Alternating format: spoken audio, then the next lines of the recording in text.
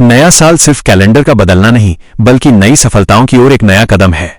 जी हां, साल 2026 की पहली किरण के साथ हम लेकर आए हैं आपके लिए आज की उत्तर प्रदेश की बड़ी खबरें। आप सभी दर्शकों को नव वर्ष की ढेरों बधाइयां। नए साल 2026 के आगमन पर उत्तर प्रदेश पुलिस और प्रशासन ने सड़कों पर सुरक्षा बनाए रखने के लिए नियमों को काफी सख्त कर दिया है। अगर आप यूपी के किसी भी शहर में जश्न मनाने बाहर निकल रहे हैं तो इन मुख्य बातों का ध्यान रखना बहुत जरूरी है। 1. शराब पीकर गाड़ी चलाना, ड्रंक ड्राइविंग। नए साल की रात पुलिस जगह जगह ब्रेथ एनालाइजर के साथ तैनात रहेगी। यदि कोई भी व्यक्ति शराब के नशे में वाहन चलाते हुए पकड़ा गया तो उस पर भारी जुर्माना लगाया जाएगा और वाहन को तुरंत जब्त किया जा सकता है। इसके साथ ही आपका ड्राइविंग लाइसेंस भी रद्द किया जा सकता है। 2. ओवर स्पीडिंग और स्टंटबाजी। जल्दबाजी या जोश में तेज गाड़ी चलाना आपको भारी पड़ सकता है। प्रमुख चौराहों और एक्सप्रेसवे पर सीसीटीवी कैमरों और राडार के जरिए गति की निगरानी की जाएगी। अयोध्या में नए साल 2026 के स्वागत के लिए जबरदस्त तैयारियां की गई हैं।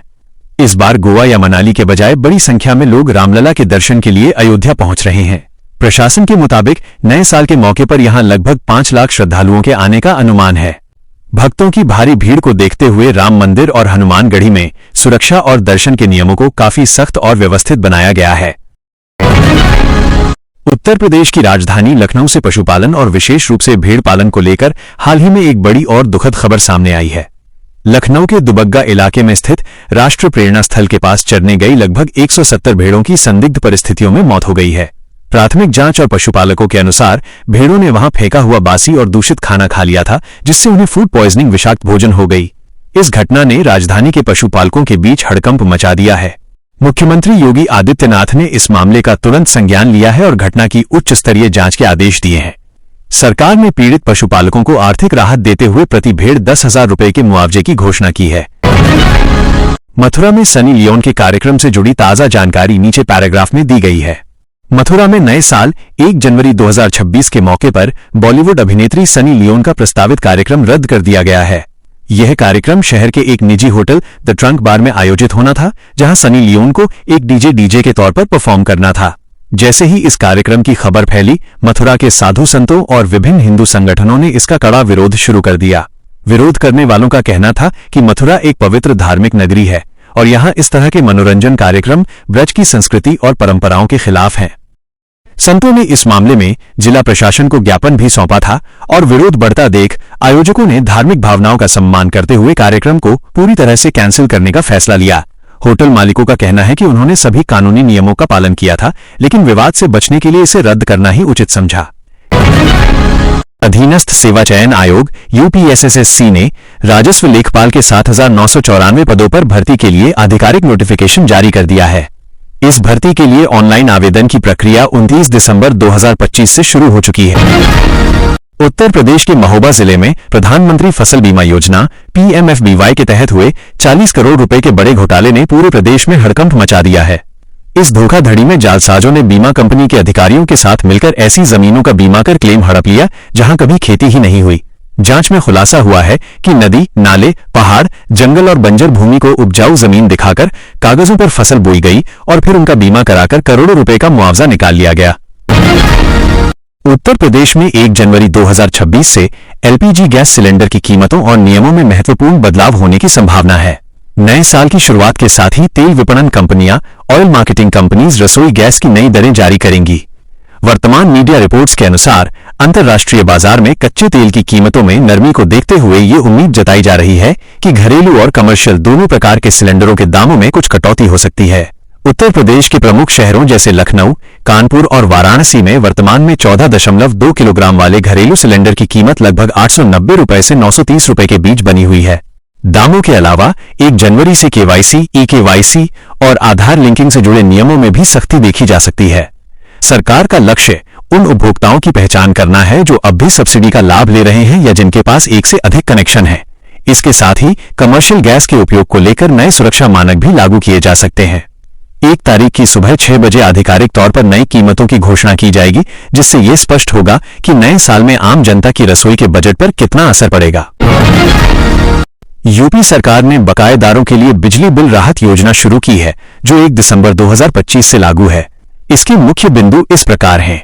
ब्याज माफी, घरेलू और छोटे व्यावसायिक उपभोक्ताओं 2 किलोवाट तक घरेलू और 1 किलोवाट तक कमर्शियल के लिए 100% ब्याज सरचार्ज माफ किया जा रहा है।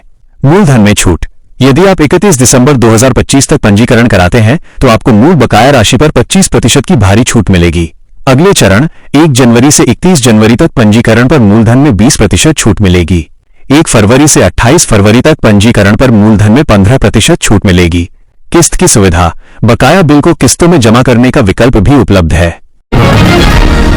उत्तर प्रदेश के फिरोजाबाद में हाल ही में पुलिस ने नेशनल हाईवे पर जानलेवा स्टंट करने वालों के खिलाफ बड़ी कार्रवाई की है। ताजा खबर के अनुसार सोमवार 29 दिसंबर 2025 को फिरोजाबाद की टूंडला पुलिस ने आगरा कानपुर नेशनल हाईवे पर हुड़दंग मचा रहे 8 युवकों को गिरफ्तार किया है। ये युवक अपनी लग्जरी कारों जैसे क्रेटा और XUV 700 से हाईवे पर तेज रफ्तार में स्टंट कर रहे थे और हूटर बजाकर अन्य राहगीरों की जान जोखिम में डाल रहे थे। पुलिस ने घेराबंदी करके इन सभी को जरौली कला कट के पास से पकड़ा।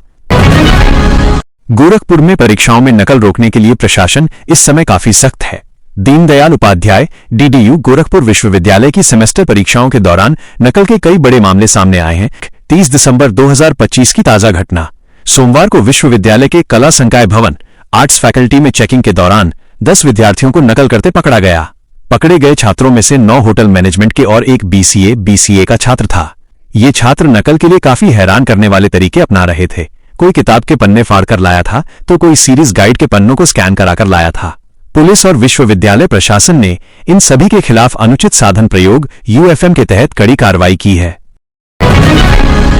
कानपुर के जहानाबाद रोड, जिसे स्थानीय लोग अक्सर जोहाना या जहानाबाद रूट भी कहते हैं, पर हाल ही में एक दुखद सड़क हादसा हुआ है। खबरों के अनुसार ये घटना सोमवार 29 दिसंबर 2025 को नगर के एक प्रमुख चौराहे के पास हुई। जवाहर नगर पश्चिमी की रहने वाली 55 वर्षीय महिला, जिनका नाम महमूना था, अपने घर की ओर पैदल जा रही थीं। इसी दौरान जहानाबाद रोड पर स्थित स्टेट बैंक के सामने एक तेज रफ्तार ट्रक ने उन्हें कुचल दिया। हादसे के तुरंत बाद वहां मौजूद भीड़ ने ट्रक को रुकवा लिया और पुलिस को सूचना दी। दुर्भाग्य से महिला की मौके पर ही मौत हो गई।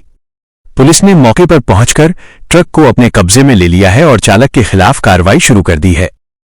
महिला के शव को पोस्टमार्टम के लिए भेज दिया गया है। इस घटना के बाद इलाके के लोगों में भारी वाहनों की तेज गति को लेकर काफी नाराजगी है। अयोध्या में नए साल 2026 के अवसर पर राम मंदिर की प्राण प्रतिष्ठा की दूसरी वर्षगांठ प्रतिष्ठा द्वादशी भी मनाई जा रही है, जिसके कारण भक्तों की भारी भीड़ उमड़ रही है। प्रशासन ने 31 दिसंबर और 1 जनवरी को 5 से 6 लाख श्रद्धालुओं के आने का अनुमान लगाया है। भीड़ को देखते हुए सुरक्षा व्यवस्था को 10 सेक्टरों में बांटा गया है और पूरे अयोध्या धाम में भारी वाहनों का प्रवेश प्रतिबंधित कर दिया गया है। भारतीय रेलवे ने नए साल 2026 के अवसर पर यात्रियों के लिए डिजिटल टिकटिंग को बढ़ावा देने के उद्देश्य से एक नई छूट की घोषणा की है। इस योजना के तहत 14 जनवरी 2026 से 14 जुलाई 2026 तक रेल वन ऐप के माध्यम से अनारक्षित अनरिजर्व्ड टिकट बुक करने पर 3% की सीधी छूट मिलेगी। यह छूट तब लागू होगी जब आप किसी भी डिजिटल माध्यम जैसे UPI, डेबिट क्रेडिट कार्ड या नेट बैंकिंग से भुगतान करेंगे। इसके अलावा यदि आप ऐप के R वॉलेट का उपयोग करते हैं तो उस पर मिलने वाला 3% कैशबैक पहले की तरह जारी रहेगा। महोबा जिले में हाल ही में मतदाता सूची वोटर लिस्ट को लेकर कई महत्वपूर्ण अपडेट्स सामने आए हैं। उत्तर प्रदेश निर्वाचन आयोग ने आने वाले पंचायत और विधानसभा चुनावों की तैयारियों को देखते हुए वोटर लिस्ट के विशेष गहन पुनरीक्षण स्पेशल इंटेंसिव रिवीजन कार्यक्रम में कुछ बदलाव किए हैं। ताजा जानकारी के अनुसार अब 6 जनवरी 2026 को नई ड्राफ्ट वोटर लिस्ट प्रकाशित की जाएगी। इसका मुख्य उद्देश्य मतदाता सूची को अधिक सटीक और पारदर्शी बनाना है, ताकि कोई भी पात्र मतदाता छूट न जाए और फर्जी नामों को हटाया जा सके। उत्तर प्रदेश में बुनियादी ढांचे का विस्तार तेजी से हो रहा है। मेरठ में स्थित मेजर ध्यानचंद खेल विश्वविद्यालय इस साल पूरी तरह सक्रिय होने जा रहा है, जिससे राज्य के सैकड़ों युवा खिलाड़ियों को आधुनिक ट्रेनिंग मिल सकेगी। इसके अलावा मुख्यमंत्री योगी आदित्यनाथ ने घोषणा की है कि राज्य के हर मंडल मुख्यालय पर एक स्पोर्ट्स कॉलेज स्थापित किया जाएगा। गोरखपुर में एक अंतर्राष्ट्रीय स्टेडियम का निर्माण कार्य भी जोर शोर से चल रहा है, जो आने वाले समय में बड़े मैचों की मेजबानी करेगा। सोनभद्र में कफ सिरप तस्करी के मामले में पुलिस ने बड़ी कार्रवाई की है। शुभम जायसवाल सहित 4 तस्करों पर 25-25 हजार रुपए का इनाम घोषित किया गया है। ये सभी आरोपी लंबे समय से फरार चल रहे थे। पुलिस इनकी तलाश में जुटी है और जल्द गिरफ्तारी की उम्मीद है। यह कदम अवैध कफ सिरप व्यापार पर नकेल कसने के लिए उठाया गया है।